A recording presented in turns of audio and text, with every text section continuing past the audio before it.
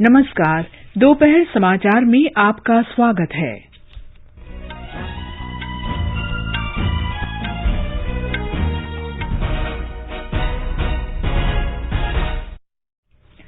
प्रधानमंत्री नरेंद्र मोदी ने कहा, ड्रोन संबंधी नए नियमों से स्टार्टअप और इस क्षेत्र में काम कर रहे युवाओं को अत्यधिक मदद मिलेगी।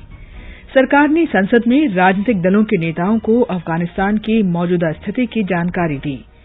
राष्ट्रपति रामनाथ कोविंद उत्तर प्रदेश की 4 दिन की यात्रा पर लखनऊ पहुंचे। केंद्र सरकार असंगठित क्षेत्र के कामगारों के लिए राष्ट्रीय डेटाबेस ई-श्रम पोर्टल का शुभारंभ करेगी। 4 दिन का संयुक्त नौसेना अभ्यास मालाबार 2021 आज से शुरू। देश में अब तक 60 करोड़ 38 लाख से अधिक कोविड रोधी टीके लगाए गए। स्वस्थ होने की दर बढ़कर 97.63% हुई। कर्नाटक नई राष्ट्रीय शिक्षा नीति आधिकारिक रूप से लागू करने वाला देश का पहला राज्य बना। पुदुचेरी में 15वीं विधानसभा का पहला सत्र शुरू। लेह में 3 दिन का विशेष पर्यटन कार्यक्रम, लद्दाख नई शुरुआत नए लक्ष्य आरंभ। विश्व बैंक ने अफगानिस्तान पर तालिबान के कब्जे के बाद परियोजनाओं को आर्थिक सहायता रोकी और क्रिकेट में भारत के साथ तीसरे टेस्ट मैच में इंग्लैंड आज बिना किसी नुकसान के 120 रन से आगे खेलेगा।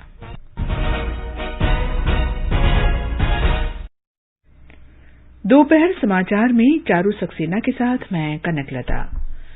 देश भर में 18 वर्ष से अधिक आयु वर्ग के लिए सरकारी केंद्रों में निःशुल्क कोविड टीकाकरण अभियान जारी है। युवाओं से आग्रह है कि टीका जरूर लगवाएं और अन्य लोगों को भी इसके लिए प्रोत्साहित करें। जब तक आवश्यक न हो घर से बाहर न निकलें और सुरक्षा के 3 आसान उपायों का पालन करें। मास्क लगाएं, 2 गज की सुरक्षित दूरी बनाए रखें, हाथ और चेहरा साफ रखें। कोविड संबंधी जानकारी और मार्गदर्शन के लिए राष्ट्रीय हेल्पलाइन नंबर 011-2397-8046 और 1075 पर संपर्क करें। और अब समाचार विस्तार से। प्रधानमंत्री नरेंद्र मोदी ने कहा है कि ड्रोन के नए नियमों से स्टार्टअप्स और इस क्षेत्र में काम करने वाले युवाओं को बहुत मदद मिलेगी। ट्वीट संदेशों में श्री मोदी ने कहा कि इन नियमों से नवाचार और कारोबार करने की नई उम्मीदें बनेंगी और नवाचार, प्रौद्योगिकी तथा इंजीनियरिंग के माध्यम से भारत को ड्रोन हब बनाने में मदद मिलेगी। उन्होंने ये भी कहा कि नए नियम इस क्षेत्र के लिए बहुत उपयोगी साबित होंगे। प्रधानमंत्री ने कहा कि ये नियम विश्वास और स्वयं सत्यापन पर आधारित हैं और ड्रोन की स्वीकृति, अनुपालन संबंधी आवश्यकताओं तथा इस क्षेत्र में प्रवेश संबंधी बाधाओं को कम किया गया। केंद्र सरकार ने ड्रोन उड़ाने संबंधी नए नियम जारी कर दिए हैं। नए नियमों के अनुसार हवाई अड्डे की परिधि से येलो जोन क्षेत्र को 45 किलोमीटर से घटाकर 12 किलोमीटर कर दिया है। हवाई अड्डे के आसपास ग्रीन जोन में 8 से 12 किलोमीटर के बीच के क्षेत्र में 200 फीट तक ड्रोन के संचालन के लिए किसी अनुमति की आवश्यकता नहीं है। ड्रोन और ड्रोन टैक्सियों में भारी पेलोड ले जाने की क्षमता को 300 से बढ़ाकर 500 किलोग्राम कर दिया गया है। ड्रोन उड़ानों की अनुमति की संख्या घटाकर 25 से 5 कर दी गई है। अब पंजीकरण या लाइसेंस जारी करने से पहले किसी सुरक्षा मंजूरी की आवश्यकता नहीं होगी। सरकार ने ड्रोन के संचालन की अनुमति की फीस भी कम करके नाममात्र कर दी है। जुर्माने की राशि में भी कटौती की गई है। अधिकतम जुर्माना अब 1 लाख रुपए होगा। हालांकि इस जुर्माने में अन्य कानूनों के उल्लंघन का दंड शामिल नहीं होगा। विदेश व्यापार महानिदेशालय ड्रोन की आयात को नियंत्रित करेगा। हमारे संवाददाता ने खबर दी है कि कार्गो डिलीवरी के लिए ड्रोन कॉरिडोर विकसित किए जाएंगे और व्यापार के अनुकूल नियामक व्यवस्था की सुविधा के लिए मानव रहित विमान प्रणाली संवर्धन परिषद की स्थापना की जाएगी। विदेश मंत्री डॉक्टर एस जयशंकर ने आज विभिन्न राजनीतिक दलों के नेताओं को अफगानिस्तान की मौजूदा स्थिति के बारे में जानकारी दी। ये बैठक नई दिल्ली के संसद भवन में हुई। बैठक के बाद विदेश मंत्री ने बताया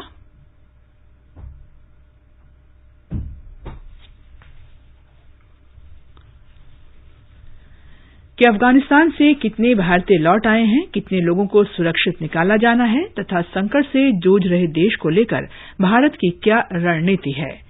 बैठक में पूर्व प्रधानमंत्री तथा जनता दल सेक्यूलर के नेता एचडी देवेगौड़ा, राष्ट्रवादी कांग्रेस पार्टी प्रमुख शरद पवार, कांग्रेस नेता मल्लिकार्जुन खड़गे और अधीर रंजन चौधरी, तृणमूल कांग्रेस सांसद सौगत रॉय, डीएमके नेता टीआर बालू तथा बीजू जनता दल के प्रसन्न आचार्य शामिल हुए।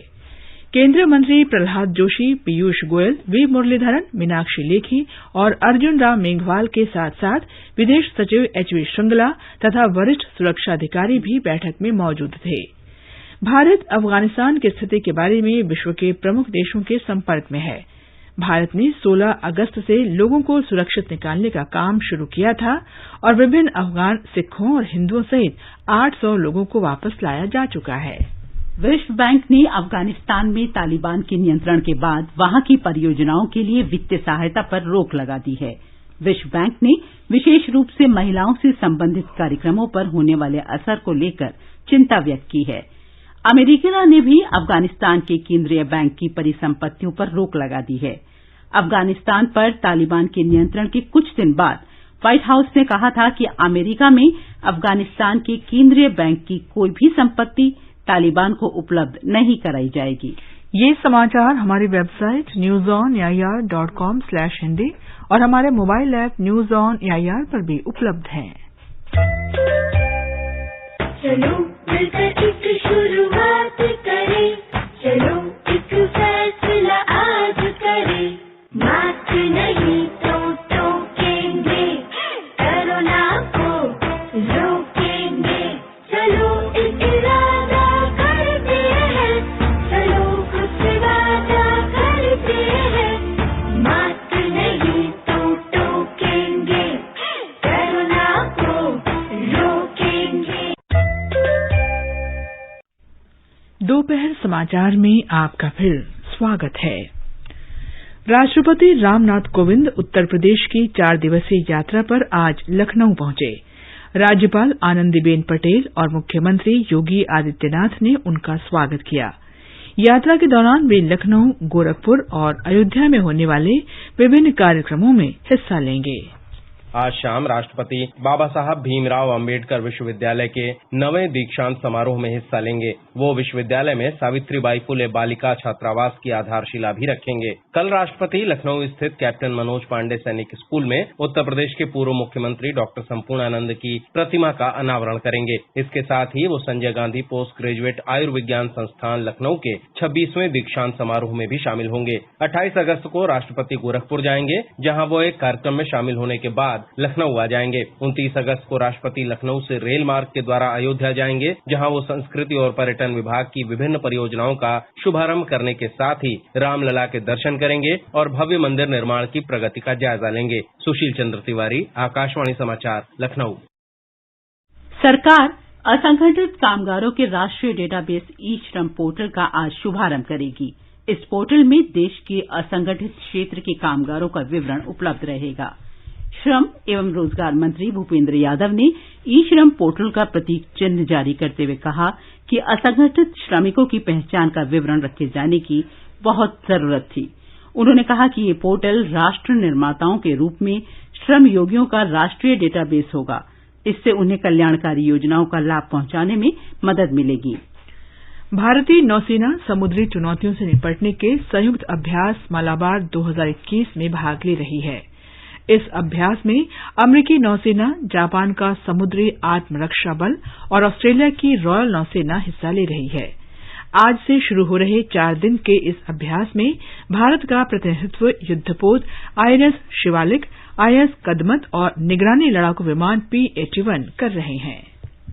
राष्ट्रव्यापी टीकाकरण के अंतर्गत देश में अब तक 60 करोड़ 38 लाख से अधिक कोविड रोधी टीके लगाए गए। पिछले 24 घंटे के दौरान 80,40,000 से अधिक का टीकाकरण किया गया। स्वास्थ्य मंत्रालय ने बताया कि कल 46,164 नए कोविड मामलों की पुष्टि हुई। वर्तमान में 3,33,725 रोगियों का इलाज चल रहा है। संक्रमण की दर 1.03% है। स्वस्थ होने की दर 97.63% हो गई। कोविड संबंधी राष्ट्रीय हेल्पलाइन नंबर हमारी वेबसाइट newsonair.gov.in पर उपलब्ध है। कर्नाटक राष्ट्रीय शिक्षा नीति को आधिकारिक रूप से लागू करने वाला देश का पहला राज्य बन गया है। उच्च शिक्षा विभाग ने नई नीति के अंतर्गत एक प्रवेश के लिए मापदंड तय किया है। राज्य के विश्वविद्यालयों द्वारा नई नीति के अंतर्गत प्रवेश प्रक्रिया शुरू की जाएगी। इसके लिए पिछले सप्ताह एक वेबसाइट और एक हेल्पलाइन शुरू की गई थी। नई नीति के अंतर्गत शिक्षण कार्यक्रम 1 अक्टूबर से शुरू होगा। उच्च शिक्षा मंत्री डॉक्टर CN अश्वत्थ नारायण ने राज्य में नई शिक्षा नीति शुरू करने के महत्व पर आकाशवाणी समाचार से बात की।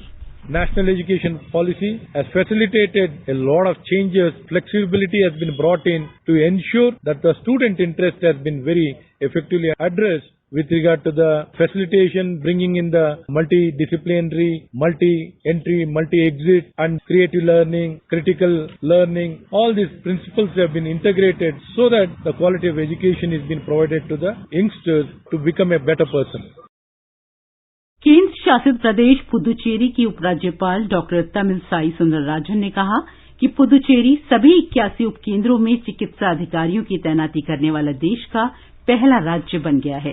राज्य सरकार ने 40 प्राथमिक स्वास्थ्य केंद्रों की दशा बदली और 81 उपकेंद्रों को वेलनेस सेंटर में तब्दील किया है। 15वीं विधानसभा का पहला सत्र आज उपराज्यपाल की अभिभाषण के साथ शुरू हुआ।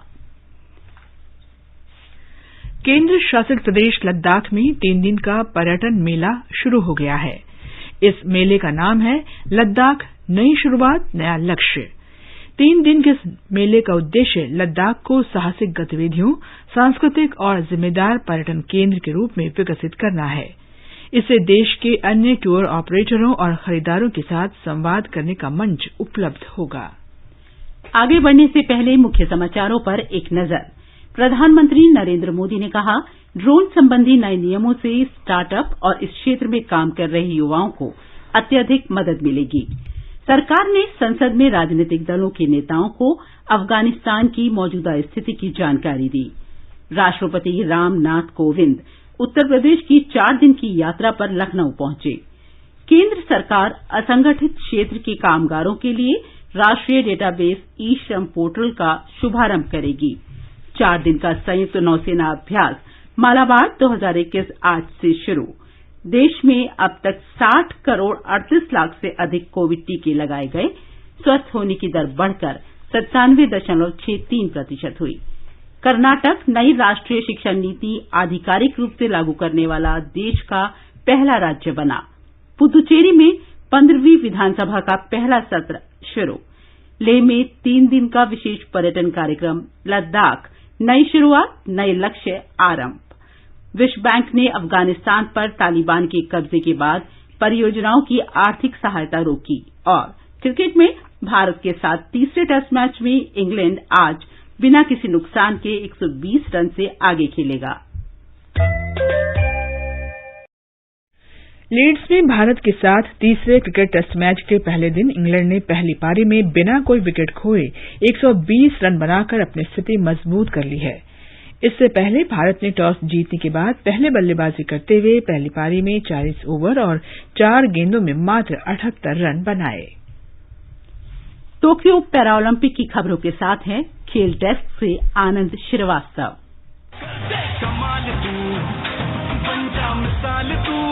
टोक्यो पैरालंपिक खेलों में टेबल टेनिस के महिला सिंगल C4 में भाविना बेन हसमुख भाई पटेल ने ग्रुप ए के दूसरे मैच में जीत दर्ज की है। भाविना ने ब्रिटेन की मेगन शेकल्टन को 11-7, 9-11, 17-15, 13-11 से पराजित किया। महिला सिंगल C3 के ग्रुप डी में सोनल बेन मनु भाई पटेल का सामना आज शाम दक्षिण कोरिया की मी ग्यू ली से होगा। भारत के कई खिलाड़ी कल तीरंदाजी, शॉटपुट और तैराकी में अपनी चुनौती पेश करेंगे। तीरंदाज हरविंदर सिंह और विवेक चिकारा पुरुषों के रिकर्व व्यक्तिगत ओपन राउंड में अपना अभियान शुरू करेंगे। महिलाओं की कंपाउंड व्यक्तिगत ओपन राउंड स्पर्धा में ज्योति बालियान एक्शन में होंगी। पावर लिफ्टिंग में सबकी नजरें सकीना खातून और जयदीप देसवाल पर होंगी। पुरुषों के शॉटपुट F55 श्रेणी के फाइनल में टीक चंद भारत का प्रतिनिधित्व करेंगे।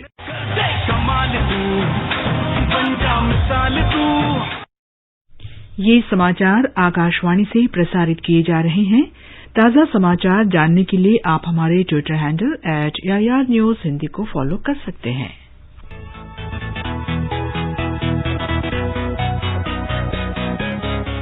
दुनिया रंग बिरंगी, खट्टे मीठे रसीले समाचारों का सतरंगी खजाना आकाशवाणी पर। खबरें होंगी हटकर, जानेंगे कुछ अलग, हंसेंगे खुलकर, करेंगे सजग। सुनना न भूलें सोमवार और मंगलवार 8 सवेरे तथा शनिवार और रविवार कार्यक्रम परिक्रमा में।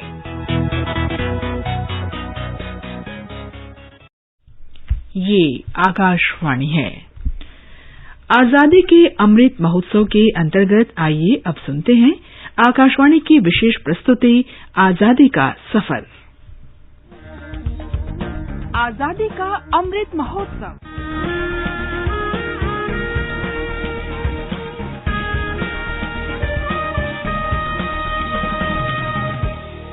आजादी का सफर आकाशवाणी के संग, एक राष्ट्र का जन्म।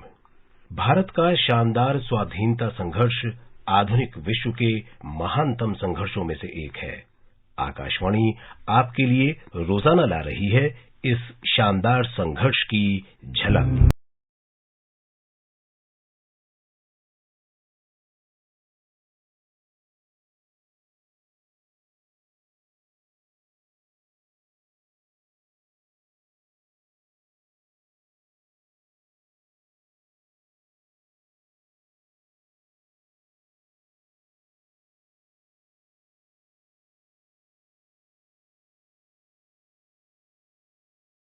आज हम बात करेंगे सुबोध राय की। वे प्रसिद्ध चिट्टागोंग हथियारों की लूट की टीम में सबसे युवा क्रांतिकारी थे। सुबोध राय को झुंकू रॉय के नाम से भी जाना जाता था। उनका जन्म 26 अगस्त 1915 को चिट्टागोंग में हुआ था। रॉय भारत के स्वाधीनता आंदोलन से प्रभावित क्रांतिकारी समाजवादी थे। रिवॉल्यूशनरी इंडियन सोशलिस्ट पार्टी के नेता सूर्य सेन ने 1930 में चिट्टागोंग में अंग्रेजों के हथियारों के मालखाने पर छापा मारने की योजना बनाई। योजना के तहत चिट्टागोंग में 2 मालखानों पर कब्जा करना शामिल था। क्रांति की ज्वाला को और तेज करने के लिए धन जुटाने के उद्देश्य से चिट्टागोंग में इंपीरियल बैंक को लूटना और क्रांतिकारियों को जेल से छुड़ाना भी योजना का हिस्सा था।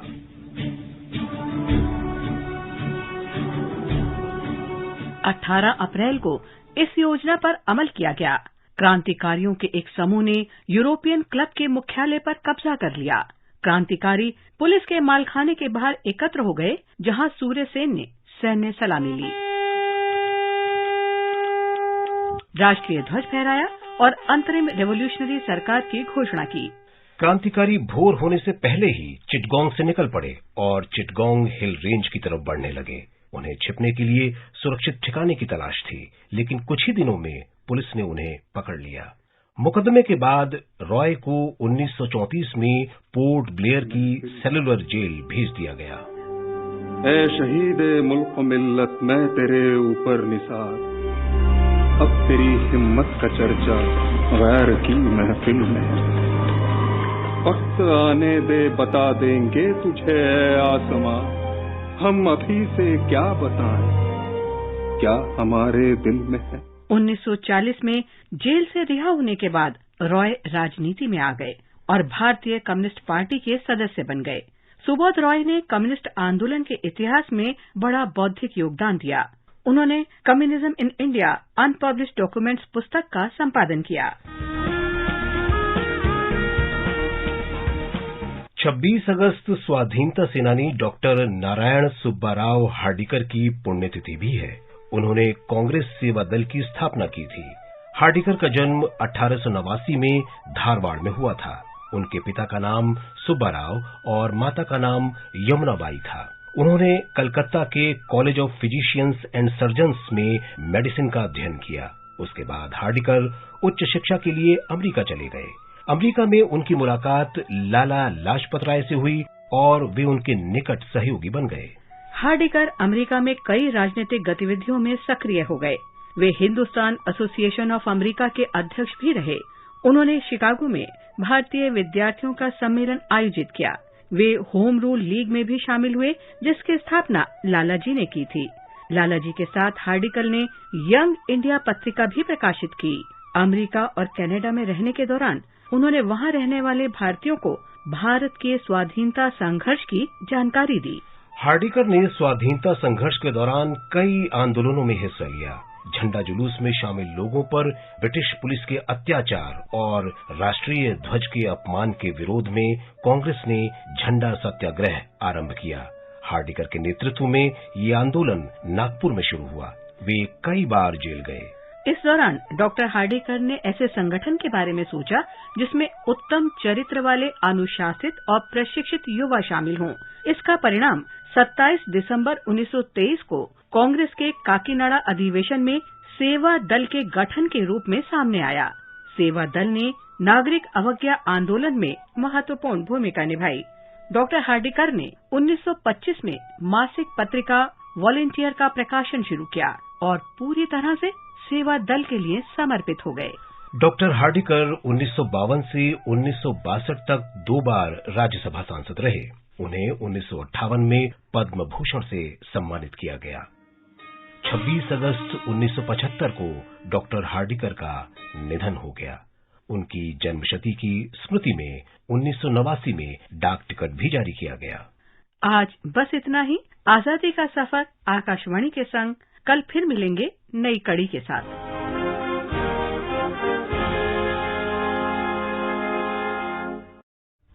आकाशवाणी समाचार सुनते रहें और आजादी के अमृत महोत्सव में हमारे साथ शामिल रहें।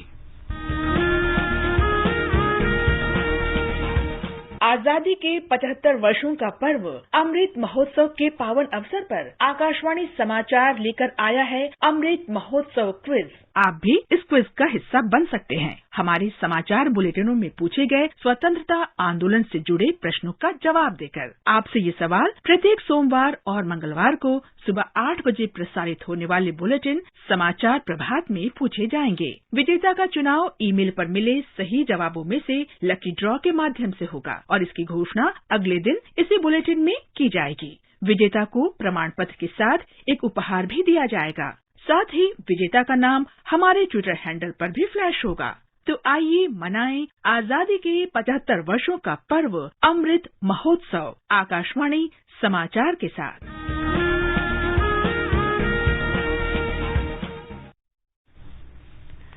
अमृत महोत्सव के अंतर्गत सूचना और प्रसारण मंत्रालय 23 से 29 अगस्त तक आइकॉनिक सप्ताह मना रहा है।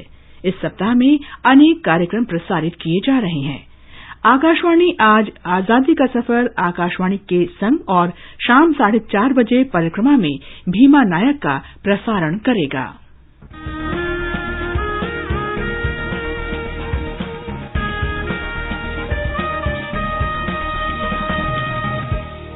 आजादी के अमृत महोत्सव के पावन अवसर पर आकाशवाणी समाचार के कार्यक्रम परिक्रमा में 26 अगस्त गुरुवार को शाम 4:45 पर सुनिए देश की आजादी की लड़ाई में अपना अमूल्य योगदान देने वाले मध्य प्रदेश के निमाड़ अंचल के रणबांकुरे भीमा नायक की वीर गाथा।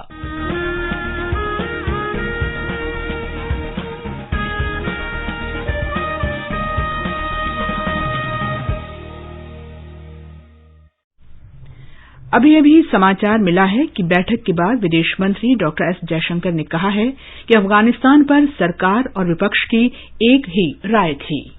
We have a strong national position on Afghanistan. The friendship with the Afghan people is something which matters to all of us. So we approach this situation very much in a spirit of, I would say, national unity. So there were concerns. Most of the questions and issues were about evacuation. I shared with them that we have, under Operation Devi Shakti, done 6 flights. The latest flights was this morning, which took off at 3 o'clock. We have brought back most of the Indians, but not all of them. There are still a few out there. Some of them could not make it for the flight yesterday, but definitely we will try and bring out everybody. और अब एक नजर आज के मौसम पर। सबसे पहले देश के 4 महानगरों के मौसम का हाल। राष्ट्रीय राजधानी दिल्ली में आंशिक रूप से बादल छाए हुए हैं। मुंबई और चेन्नई में सामान्य रूप से बादल छाए रहने के साथ हल्की वर्षा और बूंदाबांदी की संभावनाएं हैं। कोलकाता में आंशिक रूप से बादल छाए रहेंगे। मध्यम वर्षा या गरज के साथ छींटे पड़ने का अनुमान है। तापमान 25 से 36 डिग्री तक रह सकता है।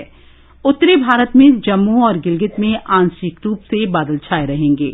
जम्मू में धूल भरी आंधी आने और वर्षा होने का अनुमान है। मुजफ्फराबाद में 1-2 स्थानों पर धूल भरी आंधी की संभावना है। लेह में आसमान साफ रहेगा, जबकि श्रीनगर में शाम को आंशिक रूप से बादल छाए रह सकते हैं। तापमान 11 से 38 डिग्री सेल्सियस के बीच रहने का अनुमान है। देश के पूर्वोत्तर क्षेत्र गुवाहाटी, इम्फाल, शिलांग, कोहिमा, आइजॉल और अगरतला में आमतौर पर बादल छाए रहेंगे। आज का संस्कृति संदेश समर्पित है साहित्यकार आचार्य चतुर्सेन शास्त्री पर।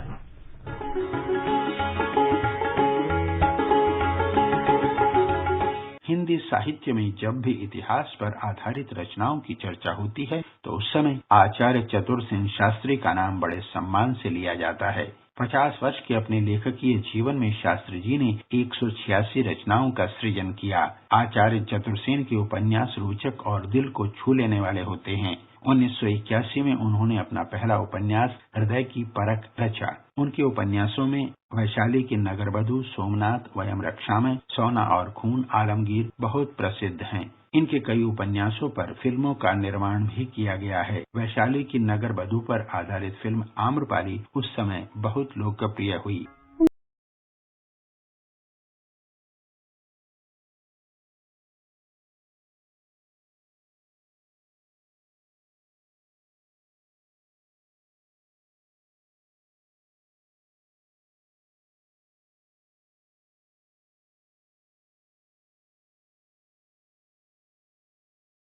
आचार्य चतुर्सेन शास्त्री का जन्म 26 अगस्त 1891 को उत्तर प्रदेश में बुलंदशहर जिले के चंदोख में हुआ था। अपनी शिक्षा पूरी करने के बाद वे आयुर्वेदिक चिकित्सक के रूप में कार्य करने के लिए दिल्ली आ गए। 1917 में वे डीएवी कॉलेज लाहौर में आयुर्वेद के वरिष्ठ प्रोफेसर हो गए, लेकिन वैचारिक मतभेद के कारण यहाँ से इस्तीफा देकर अजमेर आ गए। यहाँ औषधालय में काम करते हुए उन्होंने लिखना शुरू किया और वे जल्द ही कहानीकार और उपन्यासकार के रूप में प्रसिद्ध हो गए। आभा इनकी पहली रचना थी। बाद में उनका साहित्यिक क्षितिज फैलता गया और वे उपन्यास, नाटक, जीवनी, संस्मरण, इतिहास तथा धार्मिक विषयों पर भी लिखने लगे। इनके लिखे तिलस्मी तथा जासूसी उपन्यास भी उस समय बहुत लोकप्रिय रहे हैं। दुनिया भर को इतिहास पर आधारित कालजयी रचना देने वाले आचार्य चतुर्सेन शास्त्री 2 फरवरी 1960 को स्वयं इतिहास बन गए, लेकिन उनकी लिखी रचनाएं सदा सदा के लिए अमर हो गईं। तुम्हें याद करते करते जाएगी रैन सारी, तुम ले गए हो अपने संग नींद भी हमारी।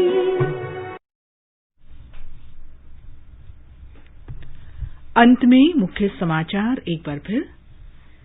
प्रधानमंत्री नरेंद्र मोदी ने कहा, ड्रोन संबंधी नए नियमों से स्टार्टअप और इस क्षेत्र में काम कर रहे युवाओं को अत्यधिक मदद मिलेगी। सरकार ने संसद में राजनीतिक दलों के नेताओं को अफगानिस्तान की मौजूदा स्थिति की जानकारी दी। राष्ट्रपति रामनाथ कोविंद उत्तर प्रदेश की 4 दिन की यात्रा पर लखनऊ पहुंचे।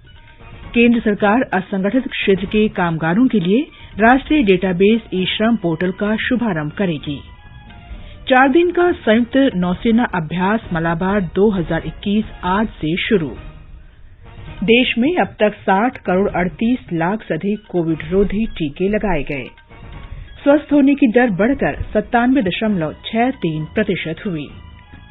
कर्नाटक नई राष्ट्रीय शिक्षा नीति आधिकारिक रूप से लागू करने वाला देश का पहला राज्य बना। पुदुचेरी में 15वीं विधानसभा का पहला सत्र शुरू। लेह में 3 दिन का विशेष पर्यटन कार्यक्रम, लद्दाख नई शुरुआत, नए लक्ष्य आरंभ। विश्व बैंक ने अफगानिस्तान पर तालिबान के कब्जे के बाद परियोजनाओं को आर्थिक सहायता रोकी। और क्रिकेट में भारत के साथ तीसरे टेस्ट मैच में इंग्लैंड आज बिना किसी नुकसान के 120 रन से आगे खेलेगा। इसके साथ ही दोपहर समाचार का ये अंक समाप्त हुआ। नमस्कार।